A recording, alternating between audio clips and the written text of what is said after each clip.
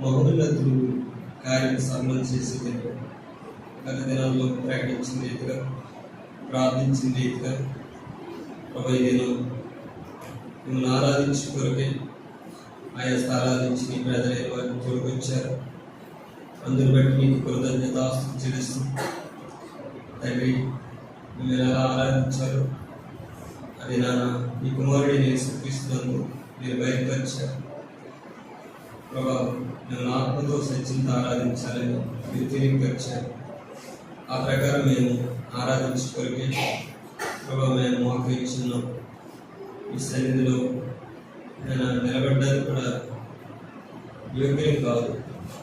అటువంటి మాకు నీ కుమారుడైన యేసుక్రీస్తునందు అమూల్యమైన కృపను గురించి సహవాసం ఇచ్చి మమ్మల్ని బ్యాక్యాన్ని నడిపించి కృతజ్ఞతాస్తుతులు చెల్లిస్తూ నువ్వు ఇచ్చిన గొప్ప రక్షణ బట్టి, నిత్య జీవాన్ని బట్టి, పరసమైన ఆశీర్వాదం బట్టి, తండ్రి మా జీవితంలో మీరు చేసిన మేలు బట్టి నేను మిమ్మల్ని ఆత్మతో సత్యంతో ఆరాధించుకోవాలి.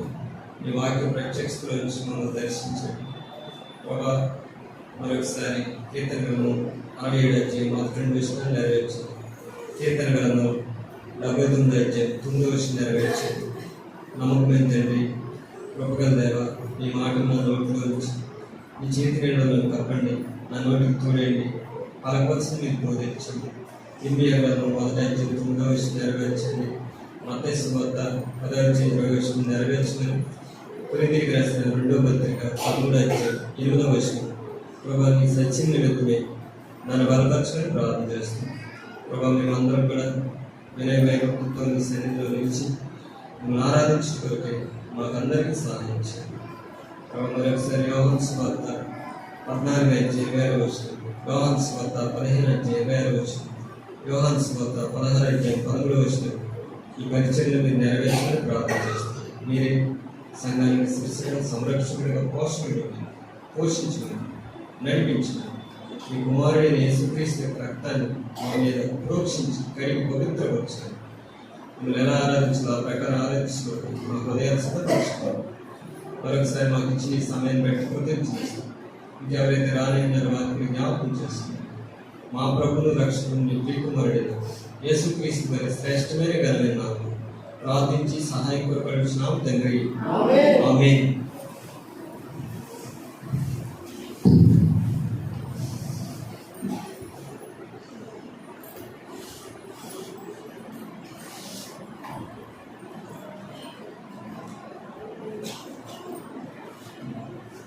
పరిశుద్ధ గ్రంథంలో నుంచి నేను వాక్యం చదువుకుందాం.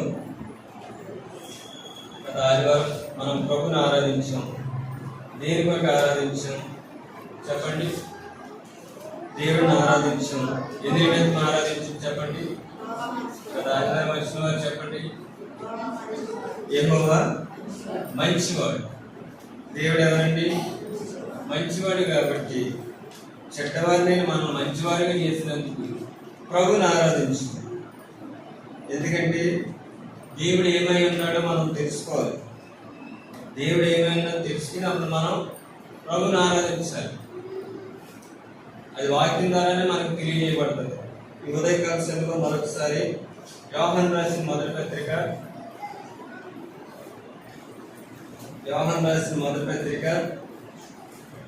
పరిశుద్ధ గ్రంథంలోంచి దేవుని వాక్యాన్ని చదువుకుందాం. యోహాను రాసిన మొదటి పత్రిక 4వ అధ్యాయం చూడండి. యోహాను రాసిన మొదటి పత్రిక 4వ అధ్యాయము 8వ వచనం చదవండి. దేవుడు ప్రేమ స్వరూపి, ప్రేమ లేని వాడు దేవుని ఎరగడు. చాలు. పరిశుద్ధ గ్రంథంలో నేను వాక్యంలో ఆయన గురించి రాయబడిన మాట ఏంటంటే దేవుడు ఎవరండి? ప్రేమాస్వరూపి. ఈ లోకంలో దేవుడు ఎవరు, ఎలా ఉంటారో, ఎక్కడ ఉంటాడన్నది తెలియక చాలా మంది ఏమంటారు, మనుషులు కూడా దేవుడిలాగా వచ్చేవాళ్ళు.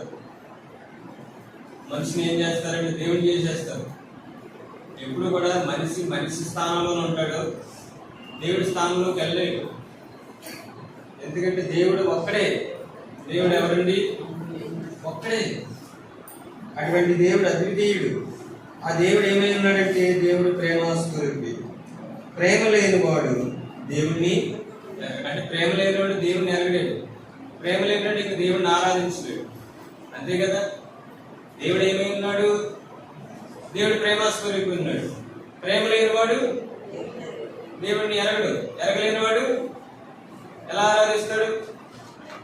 నిజమే కదా. ఎరుగుంటేనే ప్రభుని ఆరాధిస్తాడు. అయితే దేవుడి వాక్యం ఏముందంటే ఆ 4:8 దేవుడు ప్రేమాస్వరూపని మనకి ఉదయకాల సమయంలో తెలియజేయబడుతుంది. అదే మాట 4వ అధ్యాయము ఒక మాట ఉంటుంది చూడండి. 4వ అధ్యాయము 16వ వచనం.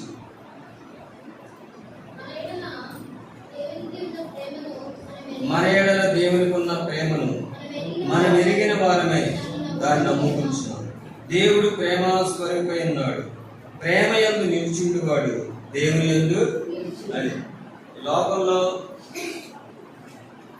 దేవుడు ఎవరో తెలుసుంటే ఆ దేవుడు మనం ఆత్మతో సత్యంతో ఆరాధిస్తాం. దేవుడు తెలియనప్పుడు దేవుడిని ఏమైనా ఆరాధిస్తాం. దేవుడు తెలియజేశాడు. ఏమని తెలియజేసాడైనా యోహాను సువార్త 4:24 ఉన్నది. దేవుడు ఆత్మ కనుక ఆయన ఆత్మతోను సత్యంతోను ఆరాధించాలి. దేవుడు ప్రేమాస్వరూపు కనుక ఆయన ఎలా ఆరాధించాలండి? ప్రేమతో ఆరాధించాలి. ప్రేమ లేనివాడు దేవుడిని ఎరగలేనివాడు. ఎరగలేనివాడు దేవుడిని ఎలా ఆరాధిస్తాడు? అందుకే ఇక్కడ వాక్యం రాసిన గోడ మీద మీరు చేయి కార్యములన్నీ ఎలా చేయండి? ప్రేమతో చేయాలి. ప్రేమ లేకపోతే అదే ఆరాధన అండి. చెప్పాలి. దేవుడేమో ప్రేమాస్వరూపి. దేవుని ధనంతో ఆరాధించడం తెలుసండి. అసలు దేవునికి ధనానికి అసలు చాలా భేదం ఉంది. ప్రభు చోట అంటారు, మీరు దేవునికి సిరికి దాసులుగా ఉండలేదు, ఉండకూడదు కూడా. సరే, సిరి కూడా అంటే యజమానుడు ఉండాలి. ఆ యజమానుడు ఎవరంటే దేవుడే ఉండాలి. ఆ దేవుడు ఏమై ఉన్నాడంటే ఎవరండి? ప్రేమాస్వరూపి. చూడండి, ఆ మాట ఉంటుంది, మన ఎడల దేవునికి ఉన్న ప్రేమను మనం ఎరిగిన వారమై దాన్ని నమ్ముకుని ఉన్నాం. దేవుడు ప్రేమాస్వరూపి అన్నాడు. ప్రేమ యందు నిలిచిండువాడు. సరే, ప్రేమ యందు నిలిచిండువాడు ఎక్కడ ఉన్నాడండి? దేవుని దగ్గర ఉన్నాడు. దేవుని దగ్గర ఉన్నవాడు ఇది నాన్న ఎలా ఆరాధిస్తాడండి? ఆత్మతోనూ సత్యం. అందుకే దేవుడు ప్రేమాస్వరూపి. ఈ ప్రేమ గురించి కొన్ని విషయాలు తెలుసుకున్నాం. ఆ ప్రేమ ఎటువంటిది? మరి లోపల ఎన్నో ప్రేమలు ఉంటాయి. స్నేహితుల ప్రేమలు, బంధువుల ప్రేమలు, భార్య భర్తల ప్రేమలు, అన్నదమ్ముల ప్రేమలు, అక్క చెల్లెళ్ళ ప్రేమలు, రకరకాల ప్రేమలు ఉంటాయి. మనుషుల ప్రేమలు. ఈ ప్రేమలో ఏముంటుంది చెప్పండి? చెప్పాలి. ప్రేమలు ఏముంటాయి? ఒకసారి భేదాలు ఉంటాయి. ప్రేమలు ఏముంటాయి? హద్దులు ఉంటాయి. కానీ దేవుని ప్రేమలో లేదు. చూడండి, మొట్టమొదటిగా ఇర్మియా గ్రంథం 31:3 మీకు తెలిసిన విషయాన్ని. ఇర్మియా గ్రంథం 31:3 చాలా కాలం క్రిందట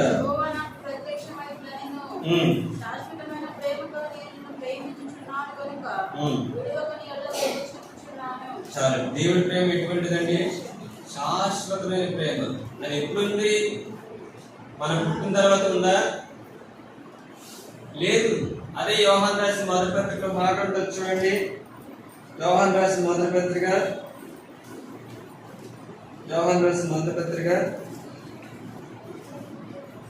4వ అధ్యాయము 10వ వచనం. మనము దేవుని ప్రేమించటమని కాదు, తానే మనల్ని ప్రేమించాడు. చూసారండి, ఎవరు ప్రేమించారు? మనం చాలా మంది భర్త ప్రేమించలేదు, భార్య ప్రేమించలేదు, పిల్లలు ప్రేమించలేదు. ఈ వాళ్ళు ఎలా బాధపడిపోతారు? అసలు నేను దేవుడు ప్రేమించాడు. ఆ ప్రేమ ఎప్పుడంటే మనము దేవుని ప్రేమించడం కాదు, తానే మనలను తానే మనం ప్రేమించాడు. దేవుడు మనం ప్రేమించాడు. ఎప్పుడు ప్రేమించాడు? చూడండి, అదే అధ్యాయంలో ఉంటుంది ఆ మాట. 19వ వచనం. ఆయనే మొదట మనలను మొదట ప్రేమించాడేనా అంటే నీ భర్త కన్నా ముందు దేవుడే ప్రేమించాడు. నీ భార్య కన్నా ముందు దేవుడే ప్రేమించాడు. నీ బిడ్డల కన్నా ముందు దేవుడే ప్రేమించాడు. నీ స్నేహితుల కంటే ముందు దేవుడే ప్రేమించాడు. మొదటి ప్రేమ అది. అది శాశ్వతమైన ప్రేమ. అది చాలా మంది అనుకుంటారు వాళ్ళు ప్రేమిస్తున్నది, వీళ్ళు ప్రేమిస్తున్నది. మనల్ని ఎవరు ప్రేమించారు? ప్రేమాస్వరూపైన దేవుడు ప్రేమించాడు, మొదట ప్రేమించాడు. చాలా మంది ఆ ప్రేమను పక్కన పెట్టేసి భర్త ప్రేమే కావాలి, భార్య ప్రేమే కావాలి, పిల్లల ప్రేమే కావాలి, ప్రయాసపడుతుంటారు. కానీ అక్కడ రాయబడి చూడండి, ఆయనే మొదట మనలను ప్రేమించాడు కనుక మనం ఏం చేస్తున్నాం? మనం ప్రేమిస్తున్నాం. ప్రేమకి కారణం ఎవరంటే దేవుడు. ఆయన ప్రేమించాడు కాబట్టి నువ్వు కూడా ఎవరిని ప్రేమిస్తున్నావు? మీ పక్కన ఉన్న సిస్టర్ని ప్రేమిస్తారు, లేదా బ్రదర్స్ని ప్రేమిస్తారు, సేవకుని ప్రేమిస్తారు, మీ తల్లిదండ్రులు ప్రేమిస్తారు. మొదటి ప్రేమ ఎవరిదండి? చెప్పాలి, దేవుంది. అదే ప్రేమ, అది శాశ్వతమైన ప్రేమ. అందుకే ఆ 4:10 ఉంటుంది, మనము దేవుని ప్రేమించటమని కాదు తానే మనను ప్రేమించి. నిన్ను నన్ను దేవుడు ప్రేమించాడు. చాలా మంది దేవుని ప్రేమ కంటే మనుషుల ప్రేమ గురించే ప్రయాసపడుతుంటారు. ఆ ప్రేమ ఆగిపోతుంది, ఒకసేపు ఉంటుంది. దేవుని ప్రేమ శాశ్వతమైన ప్రేమ. ఆ ప్రేమ గురించి అపోస్తలుడైన పౌలు గారు మాట్లాడారు. చూడండి, కొరింథీయులకు రాసిన మొదటి పత్రిక 13:13. కొరింథీయులకు రాసిన కాగా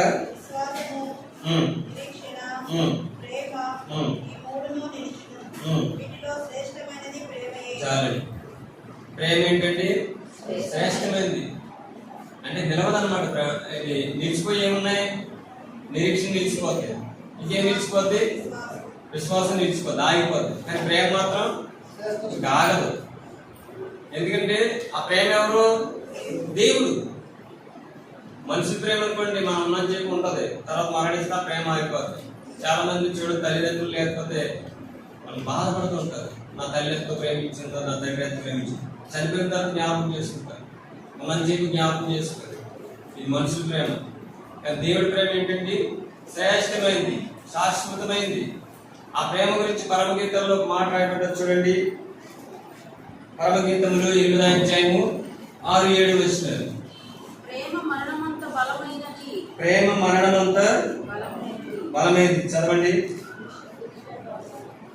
6వ కానీ పరమగీతములు 8వ అధ్యాయం 6వ.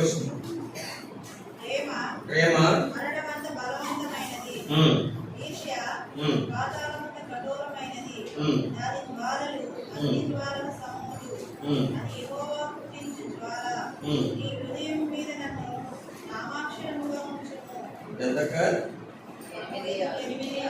క్షమించండి.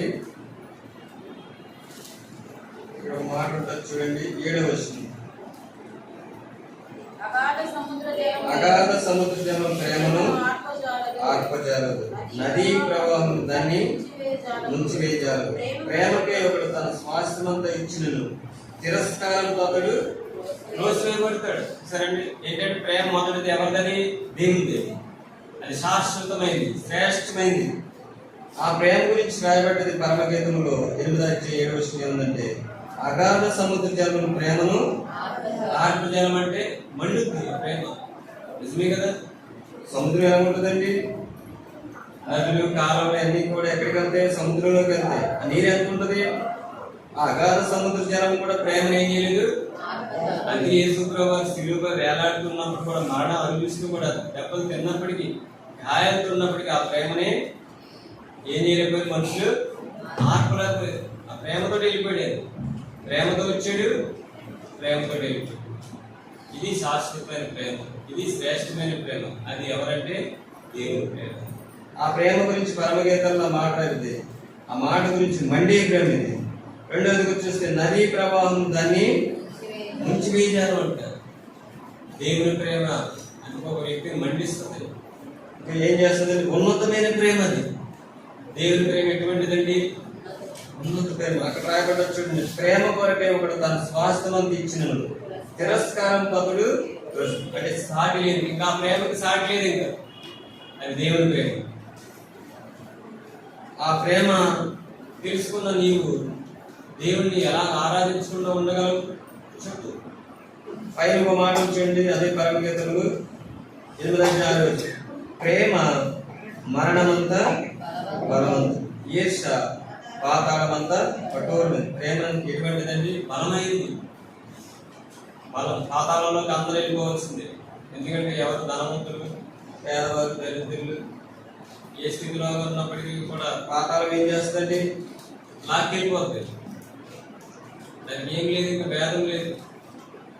ప్రేమ కూడా ఏం చేస్తుంది? ఒకసారి ప్రేమ ఏం చేస్తుందంటే బలవంతం చేస్తుంది. మీరు ఎప్పుడైనా ఒకసారి బంధువులు ఇంటికి వెళ్ళినప్పుడు, స్నేహితులు ఇంటికి వెళ్ళినప్పుడు, సాహసంలోకి వెళ్ళినప్పుడు ఏమంటారండి?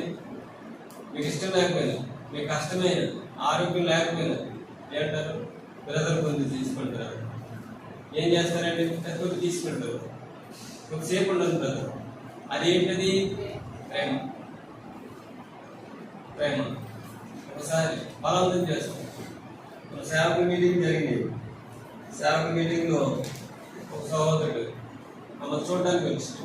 ఆయన షుగర్ ఉంది, బలహీనుడే. కానీ ఏంటంటే కేవలం బ్రదర్ మిమ్మల్ని మీ పిల్లలు చూడడానికి వచ్చాను. ప్రేమ ఏం చేస్తుందంటే బలవంతం చేస్తుంది. ఉదయకాల సమయంలో మన దేవుడు ప్రేమాస్కుడు.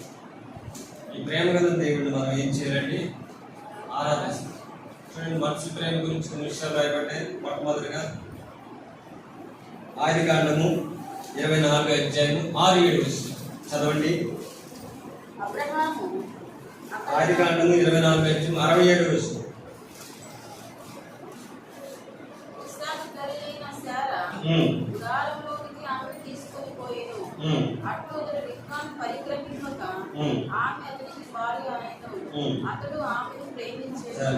మనుషుల ప్రేమ ఏంటంటే భార్య కాబట్టి ఏం చేసాడు? ప్రేమించాడు. భార్య కాబట్టి ఏం చేశాడండి? ప్రేమించాడు. ఎందుకంటే చాలా మంది భార్య కాకముందు ప్రేమిస్తారు. అది లోకం. అది అందుకే లోకంలో ఉన్నది నేత్రాశయు, శరీరాశయు, జీవడంలో. చాలా మంది భార్యలు కాకముందు ఏం చేస్తారండి? యవనస్తులైన వారు ప్రేమిస్తూ ఉంటారు. ఆ ప్రేమ ఏంటంటే వాక్యానుసారమైన ప్రేమ కాదు. ఎప్పుడైతే ఒక వ్యక్తికి భార్యగా చేయబడ్డదో ఆ భార్యను ఏం చేయాలి? ప్రేమించాలి. ప్రేమించాలి. భర్తకి దేవుడు ఇచ్చాడు కదా, ఎఫెసీయులకు రాసిన పత్రికలో ఉంటుంది, నీ భార్య నీవు ప్రేమించాలి. భార్యలు ఏం చేయాలండి? లోబడరు కాబట్టి అక్కడ ఉంటాయి.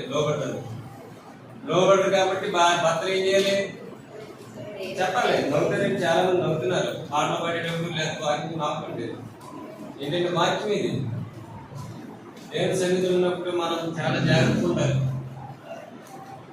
చెప్పండి, ఎఫెసీయులకు రాసిన పత్రికలో రాయబడ్డది, మీ భర్తలకు మీరు ఏం చేయాలి? భార్యలు లోబడు. భర్తలు ఏం చేయాలండి? ప్రేమించాలి. వాళ్ళు లోబడరు కాబట్టి ప్రేమించాలి. ఉదయకాల సమయంలో కానీ అక్కడ రాయబడ్డ మాట, ఇస్సాకు వివాహం అయిన తర్వాత ఏం చేసాడంటే భార్యని ప్రేమించి. ఇది మనిషి ప్రేమ. రెండో ప్రేమ అంతా చూడండి, ఆదికాండము 25:28 చదవండి. ఇస్సాకు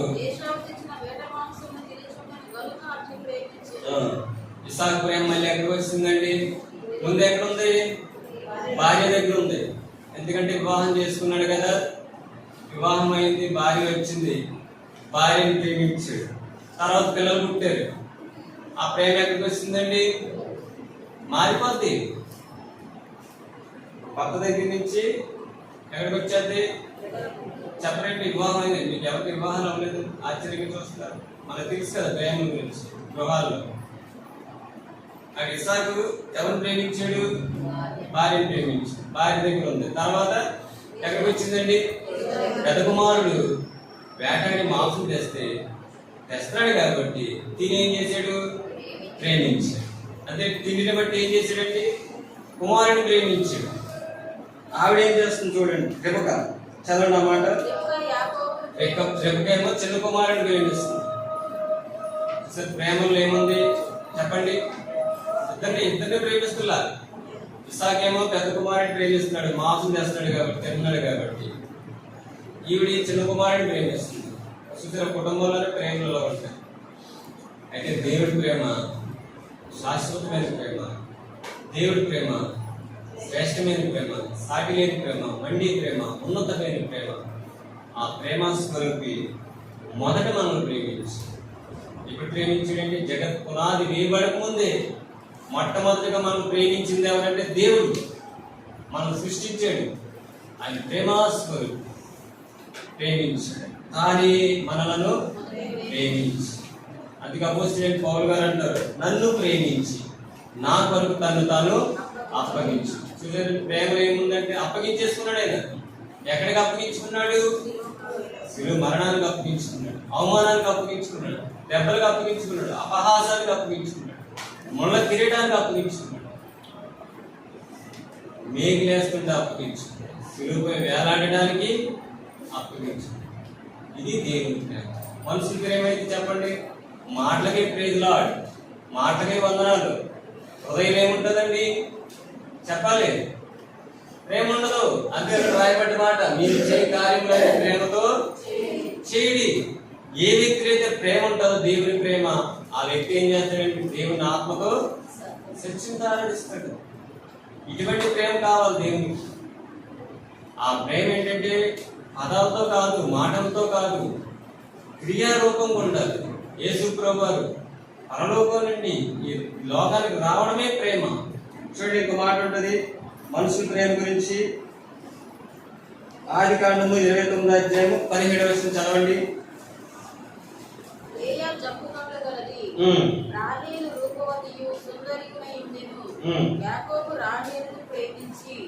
ఎవరు ప్రేమించండి?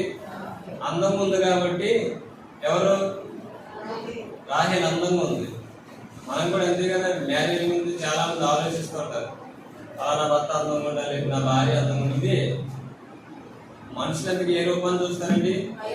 పైరవం చూపించి చేస్తారు. కానీ దేవుడి చిత్తంలో ఆపోజిట్ ఉంటుంది. దేవుడి చిత్తంలో ఎలా ఉంటుందంటే మనుషులు ఆలోచించినట్టు దేవుడు చేయడు. ఆయనకు ఒక సంకల్పం ఉంటుంది, ఆయనకు ఒక ఉద్దేశం ఉంటుంది. ఆయన చిత్తాన్ని మనం ఏం చేయాలి? లోబడాలి. యాకోబు కూడా పాపం చూసి ఏమంటున్నాడు? లేని ప్రేమించేది రాహేలు. చూడండి, మాట ఉంటుంది ఆదికాండము 29వ అధ్యాయం చదవండి.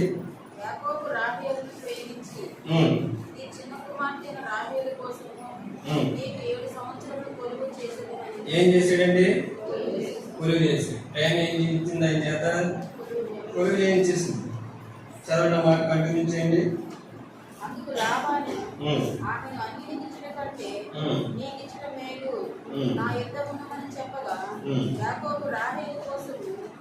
ఏడు సంవత్సరాలు కొలువు చేసాడు. ఎన్ని సంవత్సరాలండి? ప్రేమ. దేవుని ప్రేమ కొరకు మనం ఏమైనా చేస్తామా? భార్య గురించి, పిల్లల గురించి, వాళ్ళ గురించి, వీళ్ళ గురించి చేస్తాం, కానీ దేవుని గురించి ఏమన్నా చేయగలిసిన పని ఏమైనా ఉందా? ఒకసారి ఆలోచించండి. ఒక యాకోబు చూడండి ఏం చేశాడు? రాహేలు ప్రేమించి ఎన్ని సంవత్సరాలు చేశాడండి? 7 సంవత్సరాలు. 7 సంవత్సరాలు గురి చేసి ఆ ప్రేమ ఉందా? చూడండి, అదే ఆటకాండం ఉంటుంది 30వ అధ్యాయము. 30వ అధ్యాయం ఉంది, అదే అధ్యాయం 30 వచ్చిన చదవండి. 29, 30. మరియు అతడు లేయ కంటే రాహేలు బహుగా ప్రేమించాడండి. ఎన్ని సంవత్సరాలు ప్రేమించాడండి? ఎన్ని సంవత్సరాలు ప్రేమించాడు? చెప్పండి, ఎన్ని సంవత్సరాలు? బహుగా ప్రేమించాడు. మరియు అతడు ఎన్ని సంవత్సరాలండి? 14 సంవత్సరాల ముందు 7 సంవత్సరాలు ప్రేమించాడు. ప్రేమిస్తే ఎవరిని ఇచ్చాడు?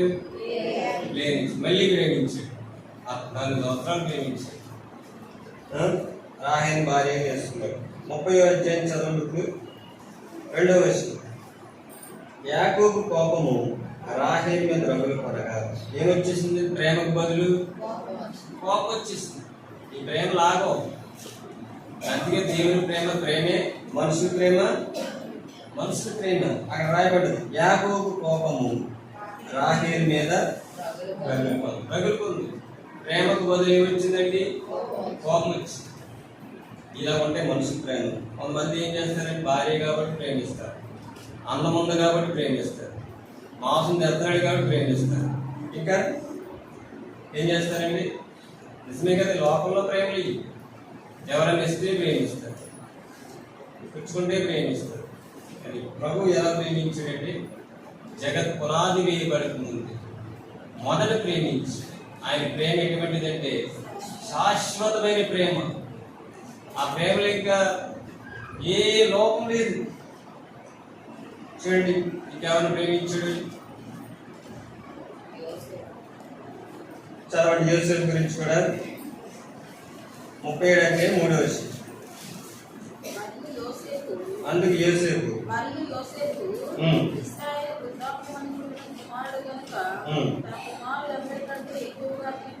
యాకోబు ఎక్కడికి వెళ్ళిపోయాడు? మళ్ళీ ఆ ప్రేమ 14 సంవత్సరాలు ప్రేమించాడు రాహేలు.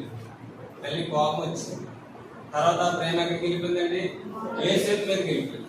ఎందుకంటే వృద్ధాప్యంలో పుట్టాడు కాబట్టి తన కుమారులందరికంటే యోసేపుని ఎక్కువగా ప్రేమించాడు. ఇది మనుషుల ప్రేమ.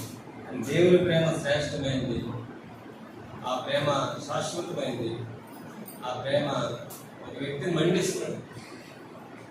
ఆ ప్రేమ సాగిలేని ప్రేమ. ఆ ప్రేమ ఉన్నతమైనది. ఆయన మొదటి మనం ప్రేమించాలి.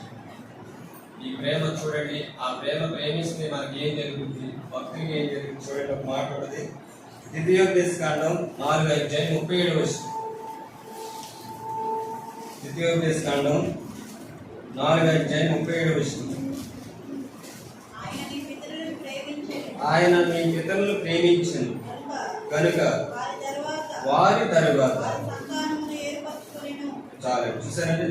దేవుడు అంటే పితరులే అబ్రహాము, ఇస్సాకు, యాకోబును ప్రేమించాడు కనుక వారి తర్వాత వారి సంతానాన్ని ఏం చేశాడు? దేవుడు ఏర్పాటు తీసుకొచ్చాడు. ప్రేమ చూసారా? ఇది శాశ్వతమైన ప్రేమ కదా. అప్పుడు ప్రేమించాడు వారిని. ఆ ప్రేమ వారితోటి సరిపెట్టుకోవాలి. ఎక్కడి వరకు వచ్చిందండి? వారి సంతానం వరకు వెళ్ళిపోయింది. చూడండి, ఆయన నీ పితరులను ప్రేమించను గనుక వారి తర్వాత వారి సంతానమును ఏర్పరచు. అదే మాట చూడండి, ద్వితీయోపదేశకాండం 7 అధ్యాయంలో ఒక మాట ఉంటుంది చూడండి. 6వ కానీ చదవండి. నీవు నీ దేవుడైన యెహోవాకు ప్రతిష్ఠిత జనము. నీ దేవుడైన యెహోవా భూమి మీద ఉన్న సమస్త జనముల కంటే నిన్ను ఎక్కువగా ఎంచి నిన్ను తనకు స్వకీయ జనముగా ఏర్పరచుకుని. ఎందుకు ఏర్పాటు చేసుకున్నాడండి? ఎవరు ప్రేమించాడు? పితరులను ప్రేమించాడు కాబట్టి వారి సంతానాన్ని ఏర్పాటు చేసుకున్నాడు. దేని కొరకు ఏర్పాటు చేసుకున్నాడు? అక్కడ రాయబడ్డ మాట చూడండి. దేని కొరకు చదవండి. నీ దేవుడైన యెహోవాకు ప్రతిష్ఠిత జనము. నీ దేవుడైన యెహోవా భూమి మీద ఉన్న సమస్త జనముల కంటే నిన్ను ఎక్కువగా ఎంచి నిన్ను తనకు స్వకీయ జనముగా ఏర్పాటు చేస్తాడు. సరే, ఇది దేవుని ప్రేమ. ఆ ప్రేమ గురించి కింద రాబడ్డ చదవండి. 7వ. మీరు సర్వజనముల కంటే విస్తార జనమని యెహోవా మిమ్మల్ని ప్రేమించి మిమ్మల్ని ఏర్పరచుకోలేదు. సమస్త జనముల కంటే మీరు లెక్క తక్కువే. ఏర్పాటులోకి రావడానికి వాళ్ళు ఏమి జనముల కంటే గొప్పవారు కాదు, ఎక్కువ కాదు. అయితే యెహోవా మిమ్మల్ని ప్రేమించేవాడు కనుక తాను మీ తండ్రులకు చేసిన ప్రమాణం నెరవేర్చేవాడు కనుకను యెహోవా బాహుబలం చేత మిమ్మల్ని రప్పించి దాసుల గృహంలో నుండి ఐగుప్తు రాజైన ఫరో చేతి నుండి మిమ్మల్ని విడిపించి. కాబట్టి నీ దేవుడైన యెహోవా తానే దేవుడైన తాను ప్రేమించిన చదవండి. కాబట్టి నీ దేవుడైన యెహోవా తానే దేవుడని తన్ను ప్రేమించి తన ఆజ్ఞను అనుసరించి నడుచుకున్నాడు. తన నిబంధనలు స్థిరపరచుకోండి. 1000 తరముల వరకు చూపువాడును నమ్మదగిన దేవుడని తను ద్వేషించువాడు 10 వారిని బహిరంగంగా నశించలేడు. వారికి దండను విధించుకోండి. నీవు తెలుసుకో. చూసారండి, ప్రభు నిన్ను ప్రేమించాడు, తను నువ్వేం చేయాలి? ప్రేమించాడు. ఆయన ఆజ్ఞను అనుసరించాలని రాయబడింది ప్రేమ. ఈ ఉదయకాల సమయంలో పితరులను ప్రేమించాడు. ప్రేమించి ఏం చేసినట్టు ఏర్పాటు చేసుకున్నాడు. దేని కొరకు ఏర్పాటు చేసినాడండి? స్వకీయ జనముగా ఏర్పాటు చేస్తున్నాడు. రెండో మాట ఉంటుంది చూడండి. అదే ద్వితీయోపదేశకాండం 23వ అధ్యాయము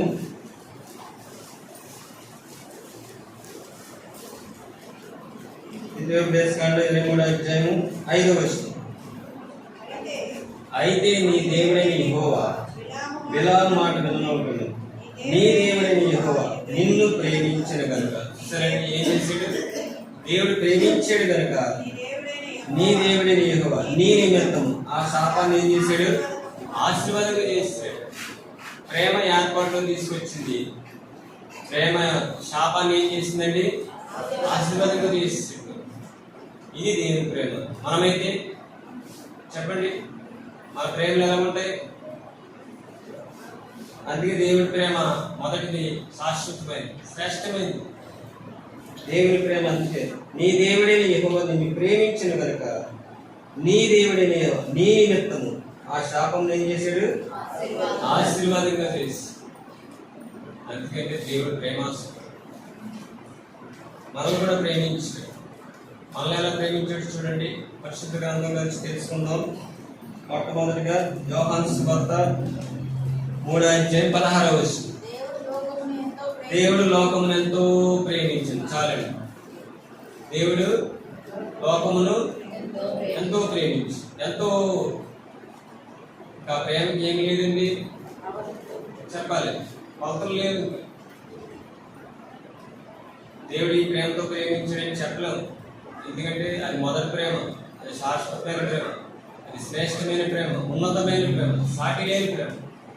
మనుషుల ప్రేమ గురించి చూస్తాం. దేవుడి ప్రేమ ఎటువంటి ప్రేమ అండి? దేవుడు లోకమును ఎంతో ప్రేమించు. చదవండి రోమీయులకు రాసిన పత్రిక 5:6 కాడించి. ఏలయనగా మనం ఇంకా బలహీనమై ఉండగా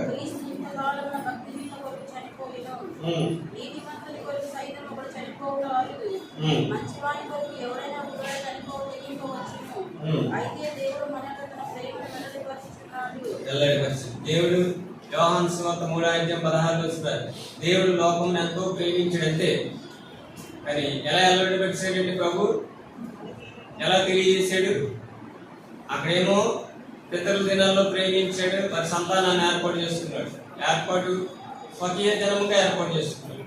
వారికి ఆశీర్వాదకరంగా చేయబడదు, శాపాలు పడదు వారి దినాల్లో. అయితే మన దినాల్లో చూడండి, చదవండి ఆ మాట. ఎలా వెల్లడిపరిచాడండి ప్రభు? అయితే దేవుడు మన ఎడల తన ప్రేమను వెల్లడిపరుచు. ఎట్టనగా మనం ఇంకను పాపులమై ఉండగా క్రీస్తు మన వరకు చనిపోయింది. కాబట్టి ఆయన రక్తం వల్ల నీతిమంతులుగా తెచ్చుకుని మరీ నిత్యంగా ఆయన ద్వారా ఉగ్రత నుండి రక్షించారు.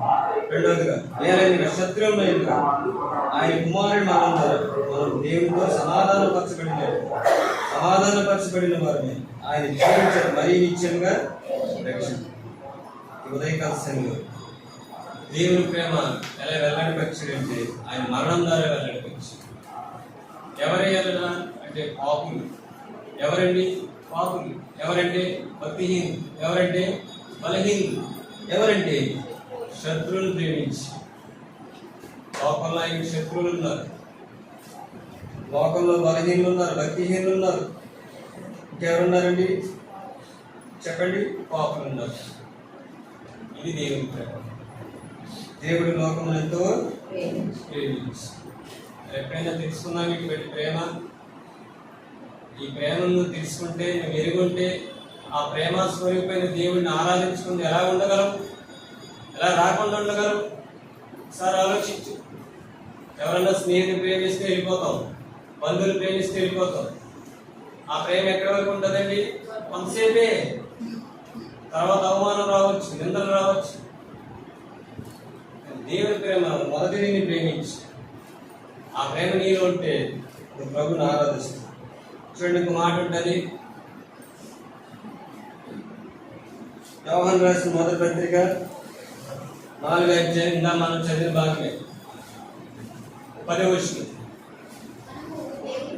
యోహాను రాసిన మొదటి పత్రిక 4:5 10వ వచనం.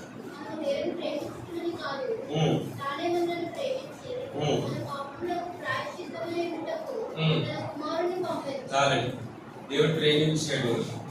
ప్రేమించిన దేవుడు ఏం చేశాడు? మన పాపముల కొరకు ప్రాయశ్చిత్తంగా చేయబడ్డాడు. ఇది ప్రేమ. ప్రాయశ్చిత్తం చేయబడ్డాడు. ఎందుకంటే ప్రభు మన పాపముల కొరకు ప్రాయశ్చిత్తం చేయబడ్డాడు. ఇది ప్రేమ. తన కుమారుని ఇచ్చేసాడు. అదే పత్రికలో చూడండి ఒక మాట ఉంటుంది, 3వ అధ్యాయము 16వ వచనం.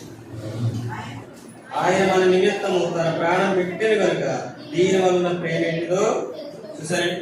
ఆయన రావడం ప్రేమ ఏంటో తెలియజేయబడుతుంది. ఆయన వచ్చి మన పాపాల నిమిత్తం ప్రాణం పెట్టాడు కాబట్టి ప్రేమ ఏం చేయబడుతుందండి చెప్పాలి. ఆయన మన నిమిత్తం తన ప్రాణం పెట్టిన కనుక దీని వలన ప్రేమ ఏంటిది అనేది తెలుసుకుంది. ఇది ప్రేమ, ఇది దేవుని ప్రేమ. ఎవరి కొరకు చనిపోయాడైనా పాపం కొరకు చనిపోయాడు, ఎవరి కొరకు చనిపోయాడైనా భక్తిహీన కొరకు చనిపోయాడు, ఎవరి కొరకు చనిపోయాడైనా శత్రువుల కొరకు చనిపోయాడు, ఎవరి కొరకు చనిపోయాడైనా బలహీన కొరకు మన కొరకు ఆయన ప్రాణం పెట్టాడు. ఇది దేవుని ప్రేమ. ఆనాడు పితరులు ప్రేమించాడు, ఈ లోకంలో మనం ప్రేమించి ఆ ప్రేమ మనకి ఏం కలిగజేస్తుందంటే నిత్య జీవాన్ని కలిగజేస్తుంది. ఏం కలిగజేస్తుందంటే ప్రేమ ద్వారా 3:16 చదవండి. యోహాను సువార్త 3:16 చదవండి. దేవుడు లోకమునందు ప్రేమించును.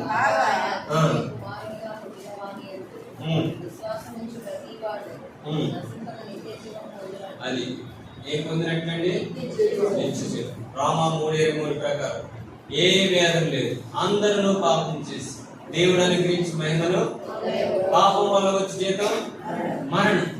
మనం మరణానికి పోతుంది. మన పాపాలు మనం ఎక్కడ తీసుకెళ్తాయండి? మరణానికి తీసుకెళ్తే, శిక్షకు తీసుకెళ్తే. కానీ దేవుని ప్రేమ చూడండి, ఆయన కుమారుని పంపించడం ద్వారా దేవుని ప్రేమ. ఆయన మన పాపాల నిమిత్తం ప్రాయశ్చిత్తం చేయబడుతుందా ఏంటండి? దేవుని ప్రేమ. ఎప్పుడైనా గుర్తించావా? ఎప్పుడైనా తెలుసుకున్నావా దేవుని ప్రేమని? ఆ ప్రేమ నీలో ఉంటే తండ్రి అయిన దేవుడిని ఎలా ఆరాధించాలండి? ప్రేమతో ఆరాధించాలి. చూడండి, చివరికి ఒక మాట చదువుకుందాం. యోహాను రాసిన మొదటి పత్రిక 15వ వచనం 4:15. యేసు దేవుని కుమారుడిని ఎవడు ఒప్పుకున్నానో చూసారండి. యేసు దేవుని కుమారుడిని ఒప్పుకుంటే వాళ్ళు ఎవరున్నారండి? దేవుడు నిల్చున్నాడంట. దేవుడు నిల్చున్నాడంటే దేవుడు ఏమై ఉన్నాడు? ప్రేమాస్వరూపి. ఆ వ్యక్తిలో ఏముంటుందండి? ప్రేమ ఉంటుంది. ప్రేమ లేకపోతే నువ్వు దేవుడిని ఆరాధించు. అక్కడ ఆ మాట, యేసు దేవుని కుమారుడిని ఎవడు ఒప్పుకున్నానో వారిలో దేవుడు నిల్చు, వాడు దేవుని యందు ఉన్నాడు. 16వ వచనం. దేవుడు ప్రేమాస్వరూపి. దేవుని యందు చూడండి అన్నమాట. దేవుడు ఎవరండి? ప్రేమాస్వరూపి. ప్రేమ యందు నిల్చుండు వాడు. అది నువ్వు ప్రేమ యందు నిల్చుంటే దేవుని యందు ఉంటాడు. నువ్వు ప్రేమలో లేవనుకో, ఎన్ని ఆరాధన చేసినా, ఎన్ని ప్రార్థన చేసినా, ఎన్ని కానుకలు ఇచ్చినా, ఎన్ని పనులు చేసినా కానీ ప్రేమ లేని వాడు ఏమైపోతాడండి? చెప్పాలి. కొరింథీయులకు రాసిన మొదటి పత్రికలో ఆ మాట 13వ అధ్యాయం ప్రేమ గురించి అదంతా వ్యర్థమని రాయడు. నువ్వేమి చేయి? నీ ఆస్తి ఇచ్చే, లక్ష్యం ఇచ్చే, నీ సమయం ఇచ్చే, అన్ని ఇచ్చే, అక్కడ ప్రేమ లేదు, అదంతా జీరో. ఏంటంటే దానికి వాల్యూ లేదు, సంఖ్య లేదు, కాక 0 వ్యర్థం. నా జీవితంలో కూడా ఇక్కడ వచ్చి నేను చెప్పేసి కిందకి వెళ్ళిపోయి ప్రేమ లేకుండా అనుకుంటే సేవ అంతా ఏమైపోద్ది? వ్యర్థం. కూర్చున్న మీరైనా సరే ప్రేమ లేకుండా వచ్చి ఆదివారం వచ్చి ఆరాధించి మిగతా సమయంలో ప్రేమ లేకుండా ఉంటే అదంతా ఏమైపోద్ది? వ్యర్థం. ఉదయకాల సమయంలో దేవుడు ప్రేమాస్వరూపి. ఆయన ప్రేమ శత్రువులను చూపించి, భక్తిహీనులు, బలహీనులు, పాపులను చూపించి చివరికి మన పాపాలని ప్రాయశ్చిత్తం చేయబట్టాడు. ప్రేమ చూడండి, ఎంత అవమానం పొందింది, ఎంత తిరస్కారం పొందింది. ఆయన శ్రమలు కొంటే అంతా కూడా ప్రేమించి. ఇది శాశ్వతమైన ప్రేమ. ఈ ప్రేమను ఎప్పుడైనా తెలుసుకున్నావా? ఆ ప్రేమ నీలో ఉంటే శ్రమలో దేవుడిని ఎలా ఆరాధిస్తామండి? ఆత్మతో కాదు, ప్రేమతో ఆరాధిస్తాం. ప్రేమ ఉంటే దేవుడు ఉన్నట్టే, ప్రేమ లేకపోతే దేవుడు లేడు. మరి ఆ ప్రకారం ప్రభు మనందరినీ కూడా ప్రభుని ఆరాధించడానికి సిద్ధపరచును గాక.